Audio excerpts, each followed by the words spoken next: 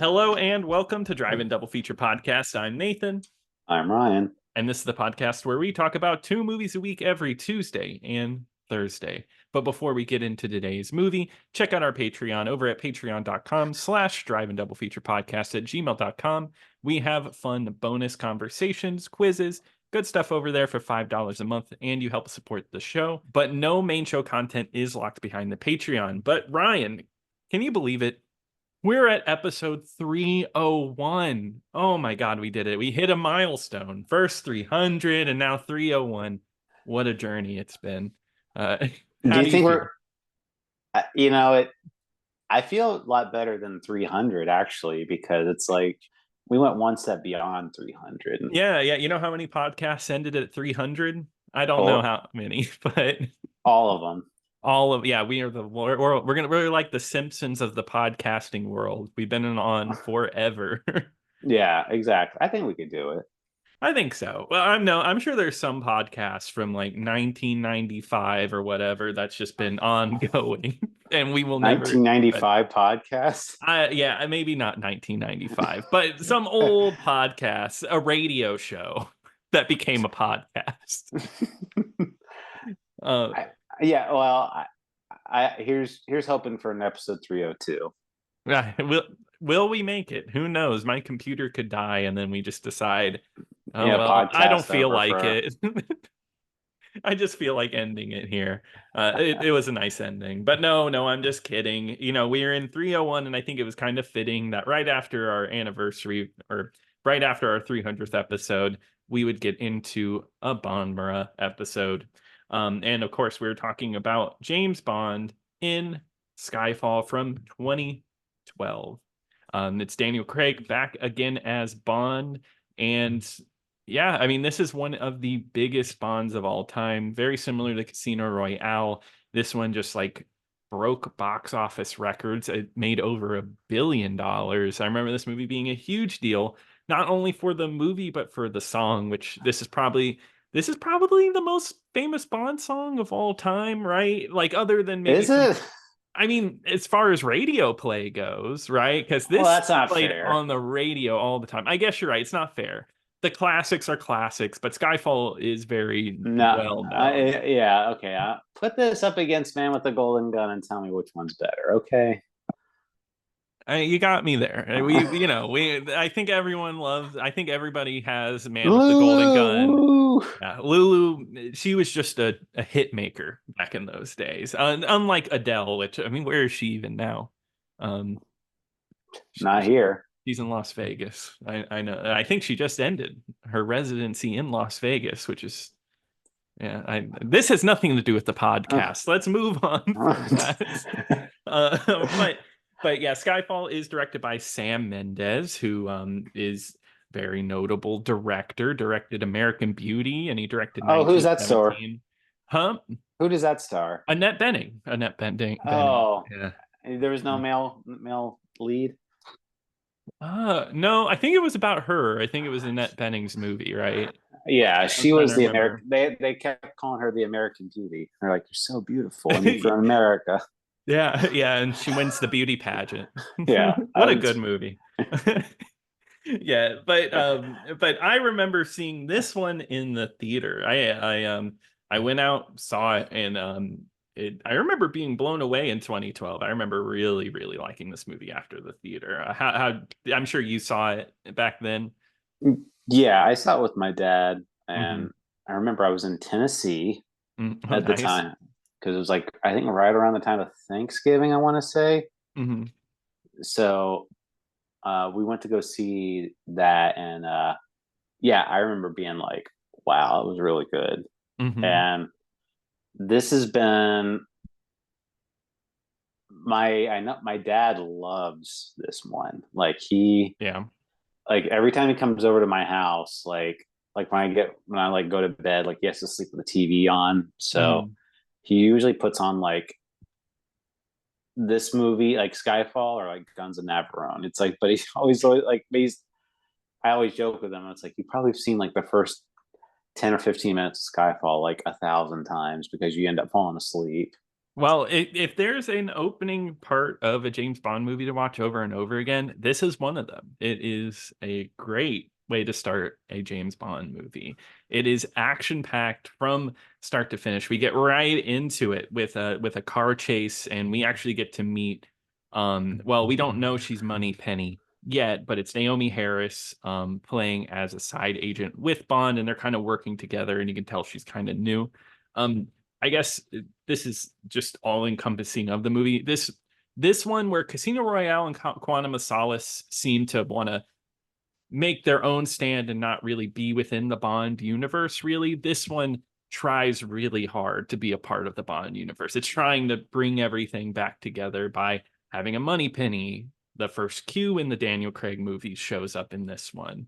And there's just like other small touches that make, and the theme song is used a lot more. It just all comes together to feel more like a regular Bond movie. Um, And this one's probably like the closest we ever gotten to like a Bond origin story too. you think so? Well, I mean, like like they never talk about like Bond's parents like in It's any true. other movie, and they're like, oh, you're actually going to go to where you used to live. Yeah, and we So, actually learn about his like him becoming or like him actually being an orphan and seeing like we see the gravestones of his or the gravestone of his parents at one point. Which yeah, I guess you're right. It is the closest we'll probably ever get to seeing more of Bond's background. But it's not that part isn't done in a cheesy way where I feel like another movie would have been a flashback to Bond when he's 7 in the car crash or yeah, watching the car crash and crying. It's something really bad. Um, this one kind of hints at it. Uh, no, I and the thing is too, they hint at it like throughout the whole like throughout the movie, like jumping ahead, like when they're doing the psych evaluation, they just say Skyfall, and he's just mhm, like gets like super serious, just like how like couldn't mhm. believe he brought that up, and then it's kind of just used as like this big uh like where the climax of the movie is. So where like it all leads back to this one road. Exactly, yeah. Which I think is a really cool setup. But yeah, we have this huge action sequence where there's a hard drive with a bunch of names on it that MI6 should not have ever had, but it got in the hands of some bad guys who want to release it. And what James Bond is doing is just trying to get it back, and it ends up with a huge fight on top of a train. And Moneypenny has to shoot one of them, and Moneypenny accidentally shoots Bond, and that's on M's orders. She's like, just shoot, even though she's like, I don't have a clear shot. So Bond ends up getting shot, and he dies in the beginning of the movie. People, can you believe that? Well, yeah, I mean, we haven't seen Bond dying at the beginning of the movie before. No, we never seen that. Also, we'll talk about the theme song, but we've also never seen him not be an agent for a little bit. Never happened before. Never. No, He's always super by the book. exactly. It's this procedural spy flick. He's He's like, no, it's like, don't worry, Em, I'm not going to break any rules this time. no, it would never happen. Uh, but when he falls, we transition into the Adele Skyfall theme song, opening credits. I think the song's all right. I personally don't love this song, which might be a controversial take. I think it's fine. I think it works as a Bond theme. It at least sounds like a Bond theme, and I do like the cinematics that go with it, like the hand reaching out of the water and dragging Bond down. It's all CG, and I think it looks pretty good. I'm looking at you. You look like the world's biggest Skyfall head. I love this song. What are you talking about? Yeah, yeah. No, no, go for it. I to me, it's like it finally feels like one of the older Bond songs. It feels like Mhm. you could put that song in any at any point in the series and it would fit just fine. I feel like, Yeah, more than die another day. yeah, I mean that one was timeless, but Yeah, yeah, the most untimeless Bond song ever made. But no, no, I feel you. No, it has that classic feel. uh, Um, now I think it's the best one. I don't know, but I do like it a lot, and hearing it again and seeing the intro, like the title cards, it's just like man, it really puts me in the mood for James Bond. Oh, okay. He's got his hooks in you. That's right. But no, I think like the song with how good the opening title sequence is, it's I think it works, and I think that's two Um, for one with really good opening title sequences for well, Daniel Craig's Bonds. well, Nathan, one thing that categorically proves that you're wrong is that this song won an Oscar. Uh, Oh, yes, you're right. Oopsie. so that means you're wrong. It's a great song. Yeah, just wait for the next one, Ryan, and then let's hear what you're saying. Hey, it won an Oscar. It's a great song. Okay, all right. Yeah, that's how yeah, I think you're right. No, I'm actually wrong. Oscar said it was good. Uh but but anyway, yeah, we right after the theme song we get Bond who's kind of he's broken down and he's almost given up. But like as we learn, he like kind of like becomes a party guy. You know, he drinks like the alcohol with the scorpion, doesn't get stung, and then it hard cuts into him being alone and drinking. And I like that because it's a way to say like, oh, he had a chance to get away from everything and be just like his own, but he really it almost feels like he was nothing without being the spy. I was like, I have to be that person. I will say this is probably like the most vulnerable we've ever seen Bond. I mean, like, because Mhm. even like in the older ones, like where it was like A View to a Kill or Never Say Never, it was it's like very clearly an older Bond. Like it's like Mhm. way past their prime, but they were never like, it was never like, oh, I'm getting too old for this shit or anything Yeah, like that. yeah. It was never anything like that. It was just like, oh no, I'm still at the peak of my performance. Mhm. And this one, it's like, no, I'm not doing so good. I'm like I'm definitely not as good as I once was. That's what it's so weird to be three movies in I was for gonna say Bond. that. Yeah, and they're already playing Like, the you're too old for this. right. Well, I mean, like especially because 2000, like Casino Royale was supposed to be like I'm fresh, new, young Yeah. agent Bond, and it's like 3 movies later, 7 years apart from each other, and he's always like, "Oh man, just too old. I can't." I'm too old. Yeah, it feels like almost like he didn't have enough time to be young. It like really sucks that the second movie had to be so bad to get like two young Bond movies.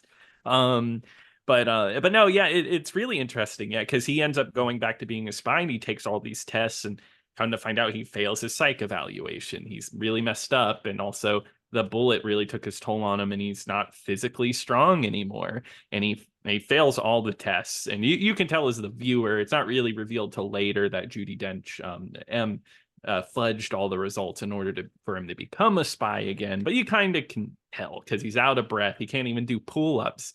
Man, I can do like so many pull-ups, and when I see him not doing, he can only do 10. I don't uh, know. This Bond you is weak. I always see you grabbing my door frame and you're just like constantly lifting yourself up and down. I'm just like, Nathan, Stop stop. And stop doing pull-ups on my door frame. Yeah, I try my best to refrain, but sometimes you just see one and you got to do it. yeah, Um, but no, I mean, and it's crazy because Daniel Craig, he looks older, but he definitely doesn't look as old as like some of the other Roger Bonds. Moore. Yeah, Yeah, Roger Moore definitely doesn't look that old yet. Um, no. yeah. So this movie has like there's one thing I don't think this is only a nitpick. I don't really think it affects my feelings on the movie. But so M almost gets like accosted online by like pop-ups from the bad guy who's like, "Oh, you know what you did." And like it has pictures of her, but doesn't she know not to click pop-ups because it has like like the slot machine wheels and it says click here, and she's like, "All right, click here. I'm clicking." This old lady is She's like, well, yeah, like she's never. I mean, she's an old lady, They "Mhm, she just like, oh, I'm supposed to click this, and just I guess I gotta." Yeah, it's so funny, but like all the pop-ups look really fake, but it is what it is. hey, yeah, it was 2012. Nobody had ad blocker then. Yeah, exactly. No, they didn't know about ad blocker. Well, I like to think that Judi Dench supported online creators, all of her channel awesome, YouTube, anyone she was watching, she made She sure to turned turn up. off ad block. But she said, "How do you turn off ad block? Because I got to watch Linkara." The new Linkara is out. I would love to see Judi Dench's reaction to the Linkara movie. Yeah, nobody else is going to get that joke, but Yeah, I know. We're just rambling now. If you don't have to look up Linkara. Yeah. But Yeah, don't. anyway, no, I what I liked about that though, I mean, yeah, it was a little silly, but like we never really seen like M take like a role in the movie before, Hmm. and I mean, at the most, it's always just been like, oh, Bond's gone rogue, and we have to go stop Bond or whatever. But Hmm. this time, it's very clearly like an agent, or well, I mean, this is skipping way ahead, but it's like somebody that actually has like a personal vendetta against M, Hmm. and we as the viewer don't really know exactly what it is, but it's very clearly targeted against M. So it's a really nice tease, I thought, at the very least, and it does kind of set the stone in there. And what I do like about this movie, though, is I don't know, it feels a lot more gritty. I feel like than like the other movies, and it's a lot more set in like a realistic type of setting. I feel like. Hmm. No, I agree, and they really harp on the realism in the movie. But no, I agree that there is like a more realistic approach to it, and I mean, like they even have Q show up, and like his whole deal is like, oh, we don't do exploding pins and stuff like that anymore. Here's a radio, and here's your gun with Yeah, that's fingerprinted to you. that's what I like that scene because like, well, one, it Q is like someone really young, and Yeah. it's because he's like a prodigy, and like you said, it's you're expecting like this big like, oh, I got your wacky devices here, but it's Hmm. just like radio, gun. That's all you need. Exactly. Can you believe that though? That Paddington Bear handed him a radio and a gun. Who's Uh, that? you don't know who Paddington is? I don't know what you're talking about. Okay, never mind then. But anyway, that yeah, it's Ben Winshaw Oh, playing that Q. Paddington. Yeah, that Paddington Bear. Yeah, very very interesting. I like his portrayal. It's fun. Um, and once again, it's that little like okay, we're kind of getting back into the Bond universe. This is how everything is getting back to normal. Uh, but anyway, the hard drive gets out, and that's kind of Bond comes back in order to find out who's getting this hard drive, who out there is releasing the names of these people. And it's crazy that because he goes to China, he fights Komodo dragons in one scene. It doesn't take, or sorry, it takes about an hour to actually find out who the Bond villain is. Who's Mm-hmm. played by Javier Bardem, and is one of my favorite Bond villains. He's really good in this movie. No, I totally agree. Like watching him again. I mean, because this was like fresh off of Javier Bardem like winning the Oscar, Hmm. like not well, like a couple years after that, but Yeah. still, it's he's really good in this one, and just like his menacing, like he's real creepy too, Hmm. um, and they kind of play like a gay angle a little bit on for this villain, Yeah. like implying that he's gonna sleep with Bond, and Bond's just like, oh, what makes you think I wouldn't be opposed to, like, what makes you think I haven't done Yeah. that before? And then he's like, oh, Mr. Bond. Yeah, exactly. Yeah, he's like all because like they have Bond tied up in a chair, and he's like right up against him, like kind of rubbing his leg and everything. And I like how they do like because you have your Bond villain explanation of like this is why I'm doing everything, but you can the way they play it in here is good because Javier Bardem has such a vendetta. He's so blinded by revenge that he is standing here trying to convince Bond almost like don't listen to the old lady. That old lady knows nothing. She screwed me over. Um, but Well, yeah, I was about to say, like, I remember a lot too, like his rat analogy, because I mm-hmm, remember, like, I know because that's he makes the noise. yeah, when he makes that analogy, I always remember that speech that he always says, like, you place the rats into a hole and you just let them eat each other, and that way they don't eat the coconuts; they just eat other rats. Just, Yeah, yeah, no, it's really just great writing. And great delivery because they do get him because he Bond has to work his way into getting into his lair, but MI6 is there to capture him. Which, come to find out, Javier Bardem, he knows everything. He knows what steps everybody's going to take. But they do capture him like in like a glass prison cell. And the most one of the scenes that sticks in my head, at least just from my theater experience, is his explanation of like being left behind by M, and how he tried to take a cyanide pill and it just melted his face. It looks kind of like rough CGI, but I remember in 2012 seeing him take out his teeth and his whole like, face deforms. ah, I remember being like, "Oh, that's disgusting!" Like, just like almost horrifying to see that. Which then again, it's like a classic Bond villain, ugly as hell. yeah. Uh, what I like is, I mean, his personal vendetta is, yeah. I mean, we don't really. He's a bad guy, and we don't want him to win. But at the same time, like, okay, I can understand why this guy has gone crazy. He felt like Mhm. he was Betrayed. betrayed, so he is doing. It just ruined his life, and it ruined his whole body. I mean, he should have been dead, but Yeah, he's now forced to like deal with like the trauma that he's faced. yeah. So I it has a great motive for this one, and Mhm. it really gets you invested for it too. And because he Silva gets captured midway through the movie, Mhm. and you're thinking like, oh, is this getting close to being over? That's it. But he like intentionally got captured so that way he could get close to M. Exactly, get close to M, and then he escapes.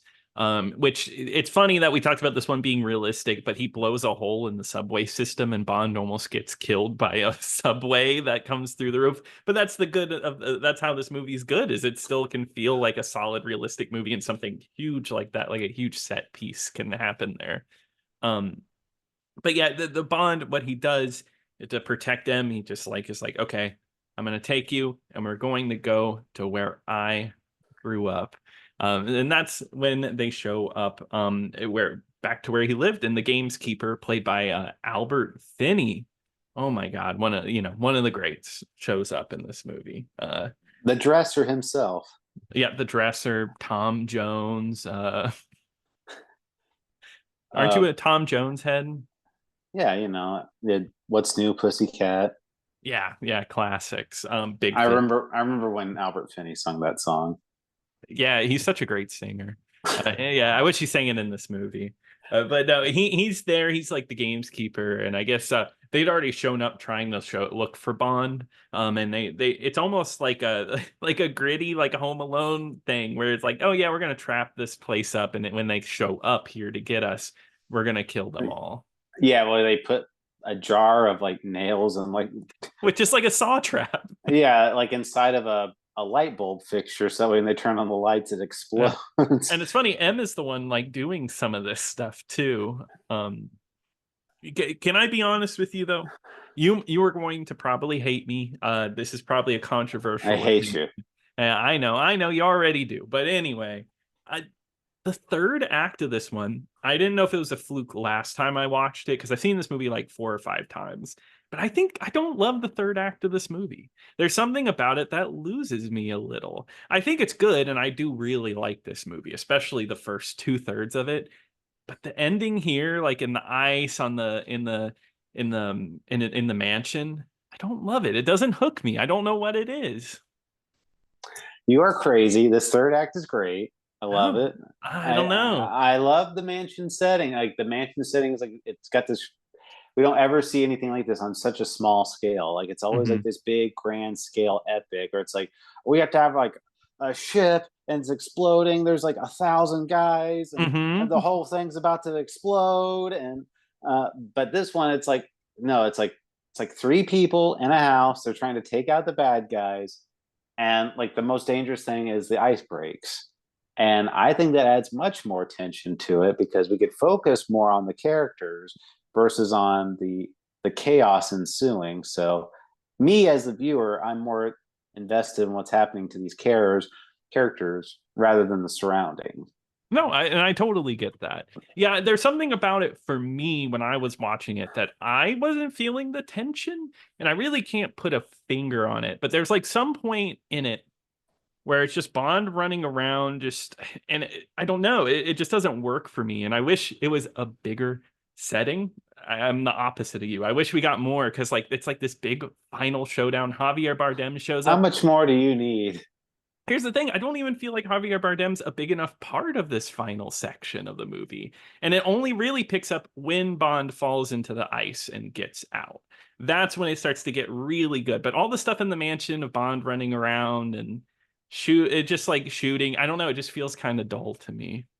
No, I liked it. It was really nice. I appreciate it because, like I said, we never see anything that small. It's always like at a Hmm. big, like a huge factory, and there's fire going on, and like I'm thinking even back to like Quantum of Solace. It's like I wasn't invested in that, and then when No, there was I like wasn't either. and there was like all kinds of like stuff going on back then, and Hmm.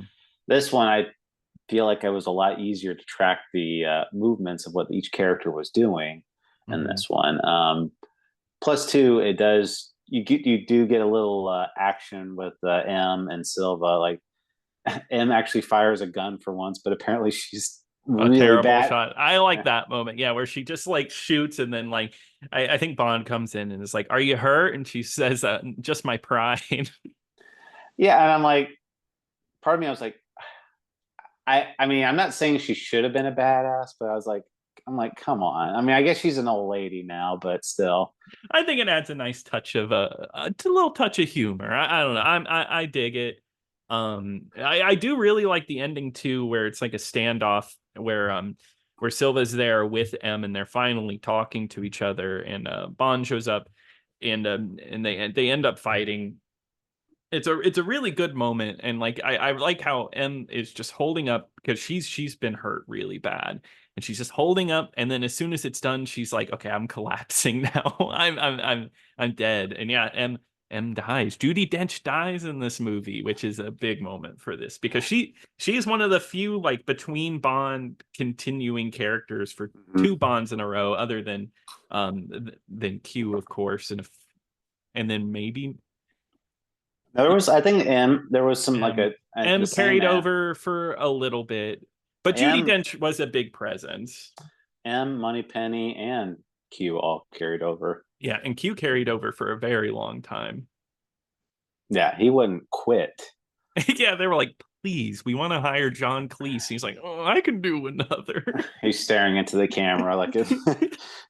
We can't tell him no. We can't fire him. Was it elder abuse at some point? I mean, is it elder abuse if you tell an old person you don't want to be in I the guess you're right. Yeah, it's elder abuse to make yeah. them be in the movie? Yeah, he wants to be in it. He wants to stare off. Well, no, I appreciated Judy Dench. I mean, some movies, she really didn't have like that big of a part in it, but Mhm. um, what I really liked about her and Daniel Craig, because like her and Pierce Brosnan, like it never really felt like they had like a relationship, like in terms of like how they connected. It was more just like M's like, I'm your stuffy boss who just doesn't like your rebellious ways type of Yeah, thing. and that's only really in Goldeneye because I feel like her character really drops out of those movies pretty hard. And she gets like kidnapped in one of them, but it's not the same. It's very much like I'm here to deliver exposition and then I'm out of here type of thing. And Mhm. but in this one, it's almost like they have like a mother son relationship type of Mhm. thing. Yeah, Because because she does like him enough to like fudge those results to make him a spy again. yeah, well, I mean, in the first one, it's she's trying to get him to like become an agent and like be able to accept that, and then the second one is trying to get him to calm down and not act so crazy. And this one, it's just like she wants him to like stay being an Yeah. agent, like that wants him to come out of retirement or whatever. It's so funny you saying that. We never got to see him in like the prime agent years, just like doing agent stuff. And It's just always like at the end or the beginning. well, they dropped this whole angle in like the future ones, and it's just like, oh no, these are my peak years. Yeah, yeah, exactly. Yeah. But I wonder what made them choose that. I know it's probably because you always heard Daniel Craig over and over during all of these was like, this is my last Bond. I don't want to be Bond anymore. And it was actually surprising to see two more movies after this one. I mean, even though he did 5 movies, well, as of now, he might be coming back, Yeah, who know? He might pull a Sean Connery, never say never. but it to me at least. I mean, I know what's to come. I've seen the other two, obviously, but Mhm. this one does feel like a very like if the whole like if his run ended here, I think that would be a pretty good note. Oh yeah, I think it would be a great. I think it would be a great note to end on because it ends well. He's a spy, and it's kind of like it is like new because we didn't even bring up that Ray Fiennes shows up in this one, and he's going to become kind of the new M. He's more of a bureaucrat. And it is kind of like new times and fresh beginnings, but it could end there still, right? Like the story Yeah, continues on without more movies. that's what I kind of feel like. And the old M is gone, and then James Bond kind of continues on in her memory, and just he gets a new mission at the end of this movie, and that's just like, all right, the cycle continues type of thing. Exactly. And So of course, Money Penny is like, oh, my name is Money Penny. I'm Money Penny, guys. Okay. I'm Money Penny. I'm your love interest. Uh-huh, yeah. But even if I don't, I think that reveal is a little cheesy, but I actually do like her in that role a lot. I think they have good chemistry together. Which reminds me, like, there's not really like, I mean, they do have a Bond girl in this one, but she's like eliminated like halfway through the movie. Yeah, that I think if you look at like what people say, I think this is like the no Bond girl movie. You could say Moneypenny is technically the Bond girl in a way because they get really close. He shaves her, or What? yeah, she shaves him. Um, and yeah, no, that was the other one. That was the other Skyfall that I watched. Oh yeah. Yeah. But but anyway, they get close. But yeah, there is another Bond girl that he does sleep with. Or does he sleep with the girl that he meets in Shanghai? Uh, I think so, but yeah, Yeah, they I think so. But yeah, that character is so like she's yeah, out of the movie so but fast. I mean, even this one is like the main Bond girl, like she's completely gone, like at the halfway point of this movie. Like Silva shoots her like right in the head, and it's just like, okay, yeah, that's it, she's gone. Yeah. And no, yeah, no, I was gonna say, so yeah, you could say that this one doesn't even have a Bond girl, so we don't even but put this in the ranking. well, I mean, even in as it is, like she's not the best Bond girl anyway in terms of Oh. personality or character. Why? I mean, so I mean, it's not like anything was lost. I'll just say that. So Yeah, exactly. So that's not even a big deal. But yeah, I think overall, Skyfall is a very good Bond movie. And I know I said I didn't love the third act, but I do think it is overall a great movie. I do love the first two parts of this movie very much. And even that last part, I don't love it, but I still understand that it's good. So yeah, I mean, that's Daniel Craig getting two really, really solid Bond movies in his run. yeah, I mean, this one for me is like in the top 10. I Mhm. mean, it's one of my favorite Bond movies, and I mean, for me, it got even better as I was watching it. So it Mhm. was just the rewatch alone just reminded me. I was like, oh yeah, this one is great. So Mhm. um, probably my favorite Daniel Craig one, to be honest. Whoa. No, no. You know this when I saw this in the theater, I said that was my favorite Bond. I remember I hadn't seen them all up until this point, but I was like, I yeah, haven't that's my seen it. favorite. I've seen 3 of them. This is my favorite. This is my favorite of the three. Didn't we make a joke about that? Yeah, yeah, we were talking about the guy who the Quantum of Solace is my favorite, and I've seen them all. I've seen all of them. Quantum of Solace is my favorite. I'm like, Okay. All right, you're being contrarian. I know it. Um, ugh. but no, this one is definitely a recommend if you're one of the few that hadn't seen it. This is the second highest grossing movie of 2012. And pop quiz, Ryan, what was the number one highest grossing movie of 2012? Oh, I was obviously uh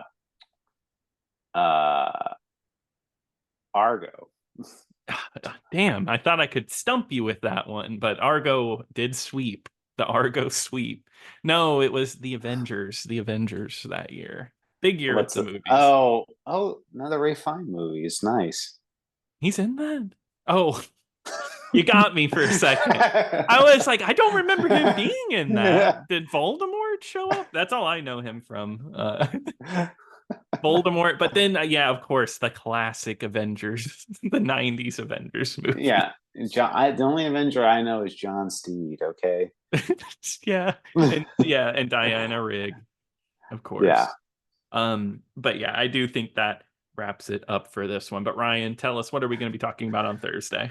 Well, Nathan, it's going to be the last Showa Gamera movie, so we got to talk about it, and that one is Gamera Super Monster, and that one is streaming for free on Tubi right now. Awesome. Well, I'm excited to watch that. But if you want to send us an email, you can email us at driveanddevilfeaturepodcast@gmail.com. You can also head on over to X and tweet at us at DIDFpod. But until next time. Until next time.